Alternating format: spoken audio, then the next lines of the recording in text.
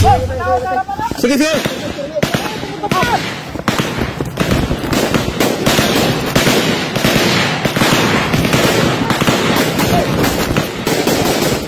Ito ang aktual na pakikipagpalitan ng putok ng tropa ng 2nd Infantry Battalion sa nangyaring engkwentro laban sa hinihinalang rebelding NPA sa Barangay Candelaria, Uson, Masbate, umaga nitong Sabado, Hulyo 19. Ayon sa ulat ng 2nd Infantry Battalion, nagsagawa ng focus military operation ang pinagsanib na puwersa ng mga sundalo at mga operatibo ng 96 Military Intelligence Company matapos makatanggap ng sumbong mula sa mga residente ukol sa presensya ng mga armadong kalalakihan sa lugar. Dito nagkasagupa ang mga tropa at tinatayang 15 miyembro ng NPA. Tumagal ng halos 15 minuto ang palitan ng putok na nagresulta sa pagkakasawi ng isang hinihinalang rebelde habang tumakas ang iba pa nitong mga kasamahan. Na-recover sa encounter site ang isang caliber 45 na baril, isang bandolier na may lamang mga bala at ilang personal na gamit. Matapos yung 15 minutes na encounter ay naiwan ang wala ng buhay nilang kasamahan at yung kanyang mga gamit, maging yung mga war materials at mga personal na gamit po niya kasama po doon.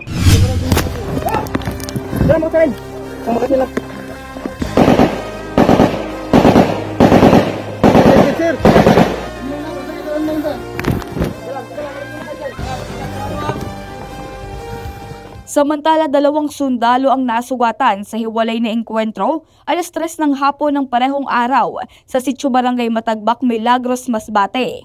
Habang isinasagawa ang Joint Pursuit Operation, nakaengkwentro ng militar ang tinatayang 15 miyembro ng armadong grupong komunista. Sa palitan ng putok, 2 sundalo ang nasugatan na agad namang dinala sa ospital para sa agarang gamutan. Inaalam pa kung may nasugatan rin o binawian ng buhay sa hanay ng rebelding grupo. Una-una, gusto namin pasalamatan yung ating mga kababayan na nagpapaabot ng report sa atin. Napakalaking bagay po nun kasi hindi namin magagawa yung aming trabaho, hindi namin mababantayan lahat ng sulok ng Bicol region kung hindi dahil sa kanilang mga report. At naway marami pang kagaya nila na tumulong sa atin sa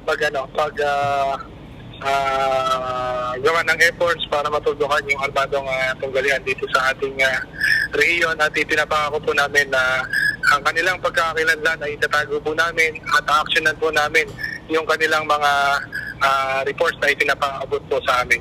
Sa kasalukuyan, nagpapatuloy ang hot pursuit at clearing operations ng sandatahang lakas sa lugar upang tugisin ang mga nakatakas na miyembro ng rebelding grupo.